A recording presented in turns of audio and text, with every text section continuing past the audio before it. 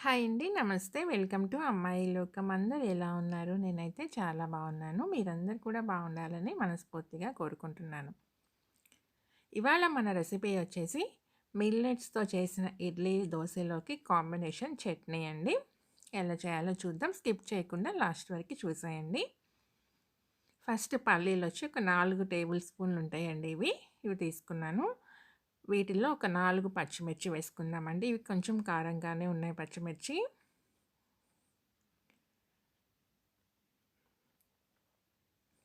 పప్పులొచ్చేసి మనకి మంచిగా ఫ్రై అయిపోవాలండి.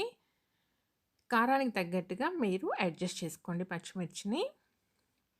మరీ చప్పగా ఉన్నా గానీ చట్నీ అయితే టేస్టీగా ఉండదండి. ఇవి ఫ్రై అయిపోయినాయి, పక్కన పెట్టుకుందాము. ఇప్పుడు అదే కడాయిలో ఒక టేబుల్ స్పూన్ ఆయిల్ వేసుకుందామండి. ఒక పెద్దుల్లిపాయ తరిగి పెట్టుకున్నాము. దాన్ని కూడా వేసుకొని మనం ఉల్లిపాయ వచ్చేసి డీప్ ఫ్రై అవ్వాల్సిన అవసరం లేదండి. లైట్‌గా ఫ్రై అయితే సరిపోతుంది. దీంట్లో ఒక 6-7 వెల్లుల్లి రెబ్బలు వేసుకుందాము.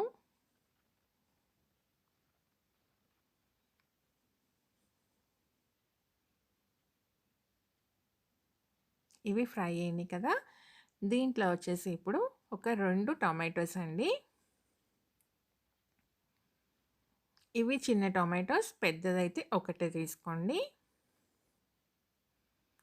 కట్ చేసుకొని వేసుకుందాము. టొమాటో వచ్చి మనకి మంచిగా మగ్గిపోవాలండి.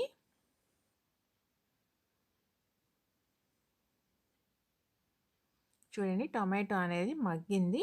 మనం ఒకసారి గరిటెతో ఇలా నొక్కేసామనుకోండి, ఇంకా ఎక్కడన్నా కొంచెం గట్టిగా ఉన్నా కానీ మనకి చక్కగా మంచిగా మెత్తగా అయిపోతుందనమాట టొమాటో.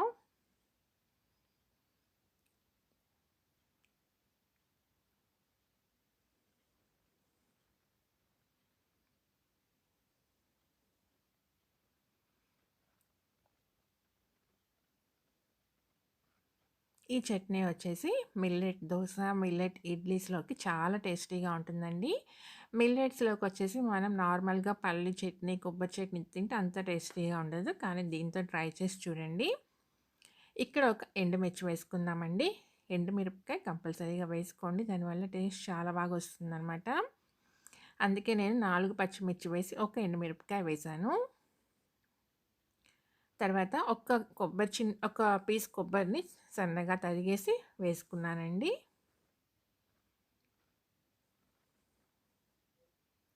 మరి ఎక్కువైతే వేసుకోవద్దు. ఒక 2 టేబుల్ స్పూన్ ఉండేటట్టుగా వేసుకోండి కొబ్బరి తురిమిన తరుగనేది. తర్వాత ఒక 6-7 పుదీనా లీవ్స్ అండి వేసుకుందాము.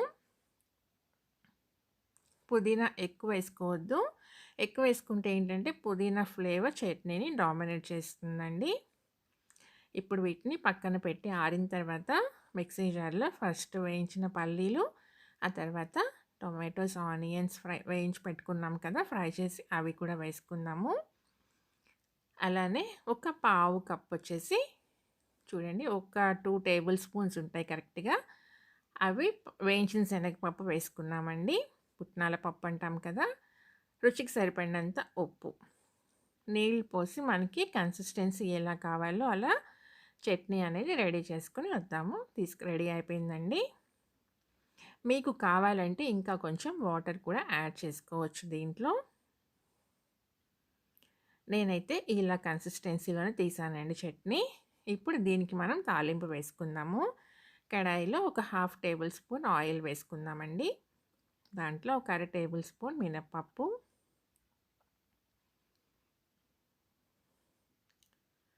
అలానే ఒక అర టేబుల్ స్పూన్ ఆవాలు వేసుకుందామండి. ఒక అర టేబుల్ స్పూన్ జీలకర్ర,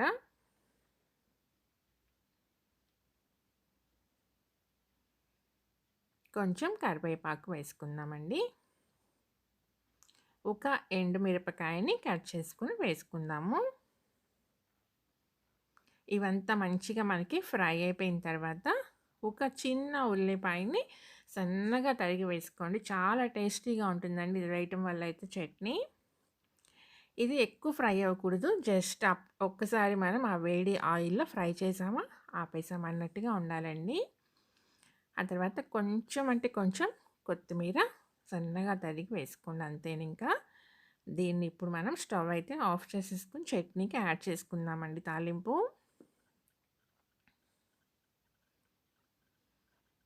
అంతేనండి, మన చట్నీ అయితే రెడీ అయిపోయింది. దీనిలోకి ఈరోజు ఏంటంటే మిల్లెట్స్‌తో చేసిన ఇడ్లీలనమాట. వేడి వేడిగా ఇడ్లీ, చట్నీ అయితే రెడీ. ఈ రెసిపీ ఇడ్లీ రెసిపీ కనుక ఎవరికైనా కావాలి అంటే నాకు తప్పకుండా కమెంట్ చేయండి కమెంట్ బాక్స్‌లో. నేనైతే ఈ రెసిపీ అప్‌లోడ్ చేస్తానండి. చాలా హెల్తీ బ్రేక్‌ఫాస్ట్ లేదంటే డిన్నర్ రెసిపీ తప్పకుండా ట్రై చేసి మీకెలా వచ్చిందో నాకైతే కమెంట్ చేయండి. అలానే ఫస్ట్ టైం చూస్తున్నట్లయితే తప్పకుండా సబ్స్క్రైబ్ చేసుకొని చూడండి. ఒక లైక్ ఇచ్చేయండి. మీ ఫ్రెండ్స్‌కి, ఫ్యామిలీ మెంబర్స్‌కి షేర్ చేయండి. Thank you for watching.